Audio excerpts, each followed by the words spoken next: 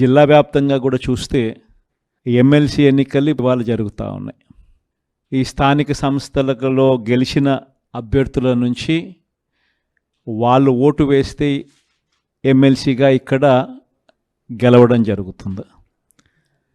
అలాంటప్పుడు మన పార్టీ తరఫున, మన పార్టీ బీఫామ్ మీద, మన పార్టీ జెండా మీద, మన పార్టీ తరఫున గెలిచిన వాళ్ళు దాదాపుగా 600 చిల్లర మంది మన పార్టీ తరఫున గెలిచిన వాళ్ళు ఉంటే, తెలుగుదేశం పార్టీ తరఫున గెలిచిన వాళ్ళు కేవలం 200 చిల్లర మాత్రమే ఉన్నారు.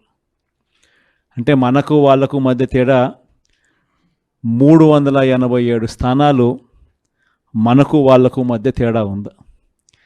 మరి ఇంత తేడా ఉన్నప్పుడు మామూలుగా ఎవరు పోటీ పెట్టకూడదు. ఎందుకనంటే ఈ ఎన్నికలు జరిగిందే ఆ పార్టీ గుర్తు మీద, ఆ పార్టీ సింబల్ మీద గెలిచిన వ్యక్తులు ఓటు వేసే ఎన్నిక ఈ ఎన్నిక. అలాంటప్పుడు మెజారిటీ లేనప్పుడు ఏ ఒక్కరూ కూడా పోటీ పెట్టడానికి అసలు ముందుకే రాకూడదు. ఎందుకనంటే మెజారిటీ లేనప్పుడు కూడా పోటీ పెట్టే కార్యక్రమం జరుగుతూ ఉంది అని అంటే దాని అర్థం ఏమిటి? అటువైపున వాళ్ళను కొనుగోలు చేసే కార్యక్రమంలో ముఖ్యమంత్రులుగా ఉన్న వ్యక్తులు గ్రీన్ సిగ్నల్ ఇస్తూ ఉన్నట్టు. నిజంగా ముఖ్యమంత్రిగా ఉన్న వ్యక్తి డెమోక్రసీని కాపాడాలి. నిజంగా ముఖ్యమంత్రిగా ఉన్న వ్యక్తి ఎక్కడైనా కూడా ధర్మం, న్యాయం అనే పదాలకు అర్థం తెలిసి ఉండాలి. ముఖ్యమంత్రిగా ఉన్న వ్యక్తి అడుగులు వేసేటప్పుడు సమాజం మనల్ని చూస్తూ ఉంది, మనం ఏం చేస్తూ ఉన్నాము, మనం చేసేది న్యాయము ధర్మంగా ఉందా లేదా అన్నది ఆలోచన చేసి అడుగులు వేయాలి. కానీ అన్ఫార్చునేట్గా చంద్రబాబు నాయుడు అనే ఒక దుర్మార్గుడితో యుద్ధం చేస్తూ ఉన్నాం. ఈ మనిషికి న్యాయం లేదు, ఈ మనిషికి ధర్మం లేదు. ఈ మనిషి తన స్వార్థం కోసం ఏమైనా చెబుతాడు, తన స్వార్థం కోసం ఏమైనా చేస్తాడు. అలాంటి వ్యక్తితో మనం యుద్ధం చేస్తూ ఉన్నాం. ఈరోజు జరగబోయే ఎన్నిక కూడా ఇంచుమించు అలాంటి ఎన్నికే జరగబోతూ ఉంది. ఈరోజు ఆశ్చర్యకరమైన విషయం ఏమిటంటే, రాష్ట్రంలో కూడా ఎన్నికలు జరిగినప్పుడు కూడా ఇదే మాదిరిగానే ప్రజలను మోసం చేసే తాను ముఖ్యమంత్రి అయ్యాడు. ఇదే మాదిరిగా ఎన్నికలప్పుడు నాకు కూడా చెప్పారు. ఆయన సూపర్ 6 అంటా ఉన్నాడు, ఆయన రైతులకు 20,000 అంటా అన్నాడు, మనం కూడా 25,000 చెప్తే బాయే కదా. ఆయన నీకు 15,000, నీకు 15,000, నీకు 15,000, నీకు 15,000 అని చెప్తా ఉన్నాడు. ఆ ఇంట్లో తల్లి కనపడితే నీకు 18,000 అని చెప్తా ఉన్నాడు. ఆ ఇంట్లో ముస్లాం ఎవరైనా బయటకు వస్తే నీకు 4,000 నెలకు, 48,000 నీకు అని చెప్తా ఉన్నాడు.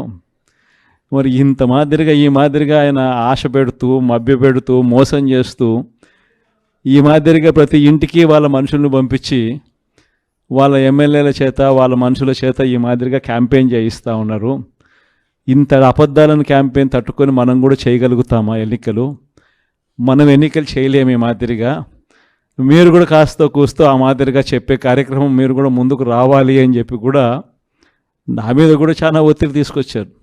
మన వాళ్ళే, దగ్గర వాళ్ళే, నా కోసమే, మన పార్టీ కోసమే అనే భావనతోనే వాళ్ళంతా కూడా నాకు సలహాలు ఇచ్చారు.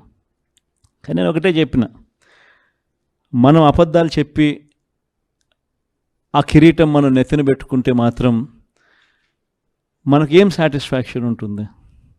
సరే అవుతాము, ముఖ్యమంత్రి స్థానంలో కూర్చుంటాము, అయిన తర్వాత రేపు పొద్దున మళ్ళీ జగన్ చెప్పినాడు అని మీరు ప్రతి ఒక్కరూ కూడా వైఎస్ఆర్ కాంగ్రెస్ పార్టీ అభ్యర్థులుగా చిన్న చిన్న కార్యకర్తల దగ్గర నుంచి మొదలు పెడితే ఎమ్మెల్యేల దాకా మీరంతా కూడా మళ్ళీ గ్రామాలు తిరుగుతారు. తిరిగినప్పుడు మీ పార్టీ చెప్పింది, మీ జగన్ చెప్పినాడు ఇవన్నీ చేయాలి, ఇవన్నీ చేస్తాను అని చెప్పి, మరి అవన్నీ చేశాడా, అబద్ధాలు చెప్పి మోసం చేశాడు కదా అని చెప్పే మాట మీలో ఏ ఒక్కరూ అనిపించుకోకూడదు అని కాలర్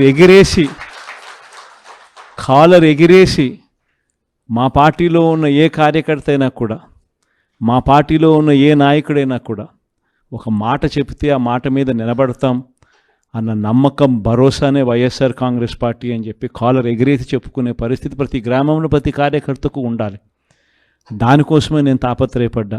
యాక్చువల్గా ఎవ్రీథింగ్ ఈజ్ స్ట్రీమ్ లైన్ లో ఉందండి, ఇబ్బంది ఏమీ లేదు. ఎక్కడ కూడా ఎటువంటి ఇబ్బంది కలగకుండా ఇంటెలిజెన్స్ వర్గాలన్నీ కూడా ఎప్పటికప్పుడు ఇన్ఫర్మేషన్ పాస్ ఆన్ చేసుకున్నాయి. ఎక్కడ ప్రజలకు ఎటువంటి ఇబ్బంది లేదు. దాని గురించి అయితే భయపడాల్సిన అవసరం మన రాష్ట్రంలో ముఖ్యంగా కేజీకి సంబంధించి కానీ లేదండి. విషయం ఏంటంటే ఎక్కడైనా ఎవరికైనా ఏమైనా ఇబ్బంది అనుకునేటట్టయితే మా ఇంటెలిజెన్స్ వర్గాలన్నీ బాగా పనిచేస్తున్నాయి. అట్ ద సేమ్ టైం ఎవరికైనా ఇబ్బంది కలుగుతుంది అనుకున్న వెంటనే మా డిపార్ట్మెంట్ వాళ్ళకి ఇన్ఫర్మేషన్ ఇచ్చినా కూడా దానికి ప్రత్యేకంగా ఒక సెల్ కూడా ఏర్పాటు చేసే కార్యక్రమాన్ని కూడా మేము తీసుకుంటాం. ఇంకా ఆవిడ గురించి విషయం ఏంటంటే నేను ఒకటి మాట్లాడతాను. ఎమ్మెల్సీ అనేసరికి అది పెద్దల సభ, పెద్దల సభ, గౌరవ సభ. పెద్దల సభకి పంపించేటప్పుడు కొంచెం కనీసం వాళ్ళ తాలూకా నైతికత, వాళ్ళ విలువలు, అట్ ద సేమ్ టైం వాళ్ళ తాలూకా క్యారెక్టర్ ఇవన్నీ కూడా ఆలోచన చేసుకోవాలి. ఆలోచన చేసుకోకపోవడం వల్ల వచ్చి ఇవన్నీ కూడా ఇలాంటి కార్యక్రమాలన్నీ. నేనేమంటానంటే ఇతని గురించి నేను మాట్లాడే ఎమ్మెల్సీ అనంతబాబు ఉన్నాడు. అనంతబాబు డైరెక్ట్ గా సొంత డ్రైవర్ ని చంపేసి డోర్ డెలివరీ చేశాడు. అలాంటి వాడు వచ్చి ఈ రోజు కనీసం జగన్మోహన్ రెడ్డి చంపినోడికి దిక్కులేదు, చంపినోడికి ఎమ్మెల్సీ కింద రాజీనామా చేయించలేదు. జైలుకి వెళ్ళి వచ్చాడా? వెళ్ళి వచ్చినోడికి ఎమ్మెల్సీకి రాజీనామా చేయించలేదు, కనీసం అందులోనే కొనసాగుతున్నాడు. పార్టీ నుంచి కూడా సస్పెండ్ చేయలేదు. అదే వాళ్ళ నైతికత, అదే వాళ్ళ విలువలు. అటువంటి వాళ్ళ గురించి ఏం మాట్లాడదని చెప్పండి. అనవసరంగా వాళ్ళ గురించి మాట్లాడి మా స్థాయిని మేము దిగదార్చుకోవాలి. భవిష్యత్తు ఈ రోజు 2047 దిశగా ఈ రోజు అడుగులు వేయబోతున్నామండి. ఒకనొక సందర్భంలో చంద్రబాబు నాయుడు గారు 2020 విజన్ అని చెప్పేసి 1994 ఆ టైంలోనే మాట్లాడినప్పుడు చాలా మంది నవ్వుకున్నారు. కానీ 2020కి ఆ విజన్ అన్నది కూడా ఫుల్ఫిల్ అయ్యి ఆయన ఏదైతే చెప్పారో ఆ దిశగా ముందుకెళ్ళిన పరిస్థితి కూడా మనందరం చూసాము. హైదరాబాద్ లాంటి సిటీలనే ప్రపంచంలోనే ఉన్నతమైన సిటీ కింద క్రియేట్ చేసిన పరిస్థితి కానీ, ఐటీ హబ్ గా క్రియేట్ చేసిన పరిస్థితి కానీ మనందరం చూసాం. ఈ రోజు గౌరవ చంద్రబాబు నాయుడు గారు ముఖ్యమంత్రి వర్యులు 2047 విజన్ తో ఈ రోజు ముందుకెళ్ళడమే కాకుండా 2047 విజన్ కి ఏ రకంగా ముందుకెళ్లాలనేది కార్యాచరణ ప్రణాళిక కూడా ఈ రోజు ముందు సిద్ధం చేసుకున్నాం. ఒకటి మాత్రం క్లియర్ గా చెప్పగలండి.